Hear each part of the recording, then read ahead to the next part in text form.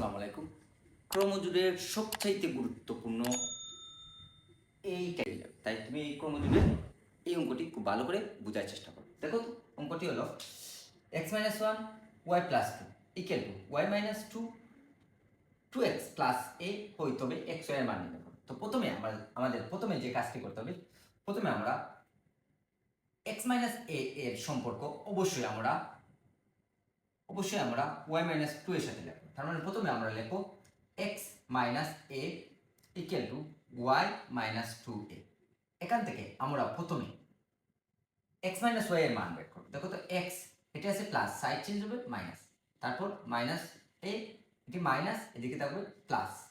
তার মানে বা x - y ইকুয়াল টু, অবশ্যই দুটি y থেকে একটি y বাদ পড়লে একটি y পড়ে থাকবে মাইনাস, অর্থাৎ x - y equal to minus a। এটি হলো 1 নং সমীকরণ। তারপর আমরা আবার লিখব, অর্থাৎ 2x + a এর সম্পর্ক হলো 2y + 2 এর সাথে। তার মানে আবার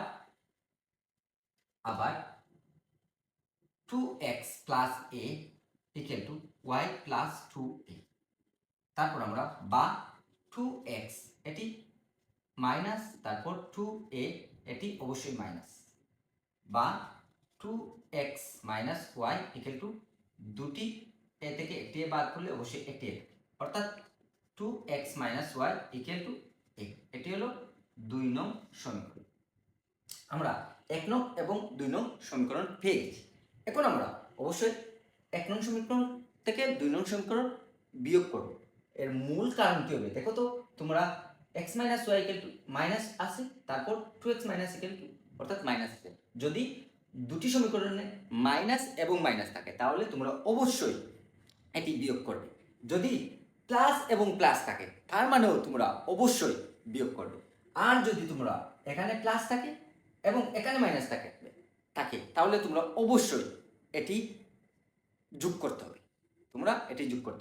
শুধুমাত্র তোমরা ভালো করে মনে রাখবে, অর্থাৎ যদি মাইনাস এবং মাইনাস দুটি সমীকরণে মাইনাস মাইনাস থাকে তার মানে তুমি বিয়োগ করতে হবে। তারপর যদি প্লাস বা প্লাস থাকে তার মানেও তুমি বিয়োগ করতে হবে। আর যদি তোমার প্লাস এবং মাইনাস থাকে তার মানে তুমি যোগ করতে হবে। খুব গুরুত্ব সহকারে সমীকরণ থেকে কোন সময়টাতে যোগ করা লাগে এবং কোন সময়টাতে আমরা বিয়োগ করব সেটি তোমরা ভালো করে মনে রাখবে। তাহলে তুমি এই ক্রমজোড়ের যে কোনো অঙ্ক তুমি পাবে। তার মানে দেখো তো, আমার এখানে মাইনাস আছে, এখানে মাইনাস আছে, তার মানে অবশ্যই আমি 1 নং থেকে 2 নং বিয়োগ করব। তার মানে আমি লিখবো এখানে 1 নং থেকে 2 নং বিয়োগ করে পাই।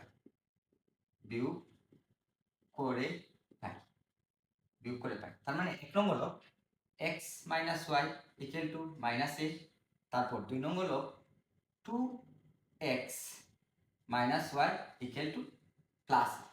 বিয়োগের সময় অবশ্যই আমাদের চিহ্ন পরিবর্তন, তার মানে এটি প্লাস আছে, এটি মাইনাস আসবে, এটি মাইনাস আছে, এটি প্লাস আসবে, এটি প্লাস আছে, মাইনাস চলে আসবে। এখন আমরা দেখো তো, এই প্লাস, এই মাইনাস এবং এই প্লাস কেটে যাবে, একটি x থেকে দুটি x বাদ, তার মানে মাইনাস x পড়ে থাকে।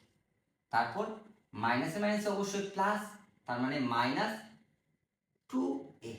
এই মাইনাসে মাইনাসে কেটে যাবে, অর্থাৎ x ইকুয়াল টু 2a। এখন এই x এর মান তুমি যে কোনো একটি সমীকরণে বসিয়ে তুমি y এর মান বের করতে পারবে।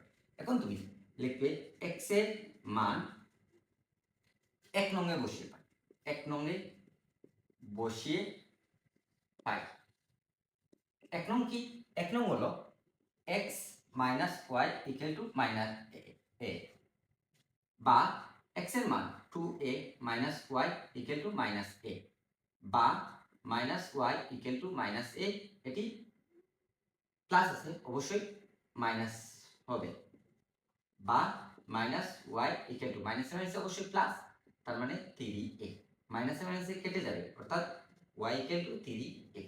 অর্থাৎ তোমাদের x y equal to 2a তারপর 3e। এটি হবে আমাদের এই প্রশ্নের উত্তর। তোমরা এটি খুব গুরুত্ব সহকারে বোঝার চেষ্টা করবে, এটি খুবই গুরুত্বপূর্ণ একটি অঙ্ক। সবাইকে অনেক অনেক ধন্যবাদ।